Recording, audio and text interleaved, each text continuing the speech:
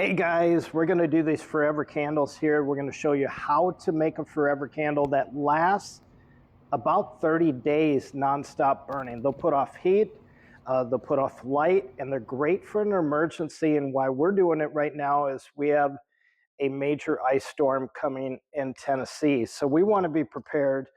I'm always prepared. I was a Boy Scout, Eagle Scout. So these are simple to make, great to make with your kids to do a little project, or maybe it's a homeschooling. All you need is a mason jar. These are 16 ounce. Get some cheap Crisco oil, or we just get the generic, which you don't need the brand name. And then some cheap ivory candles. They're called tapered candles. And you can see they'll be a little bit longer than these. We're going to cut them off.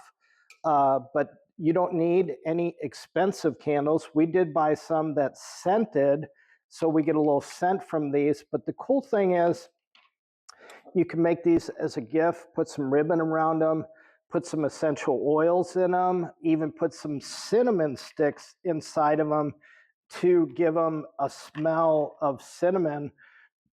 So it works really well. The first thing you're going to do is you're going to take your Crisco oil, and I just use a measuring cup to basically scoop it out and put it in the measuring cup, and then put it in the microwave for about a minute. The stuff melts down really, really quickly. So you can see here, we drop this in for just 1 minute, and then we're going to pour this into this mason jar. And we may have to do this a few times because the measuring cup isn't big enough for what we need, but we'll go ahead and do that and get that done. And then we'll get this not quite to the top. We need to allow room for the candle itself that's going to go in there. So just remember that as you're scooping this in and pouring this in. So you don't want to get too much and have it overflow. You want to be safe with this. So we'll drop that in, and then we'll get it up to about where it tapers off here.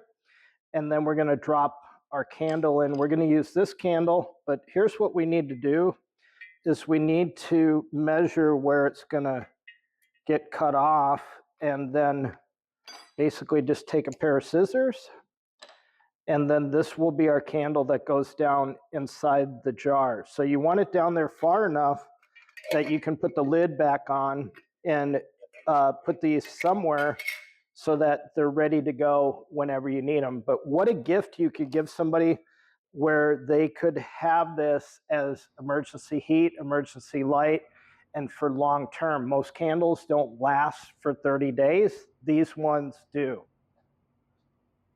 So we'll get this filled up, and then we'll go from there. So there we go. We don't have it quite melted down, but it doesn't matter. It can be a little clumpy because we do need to let this set up for just a little bit.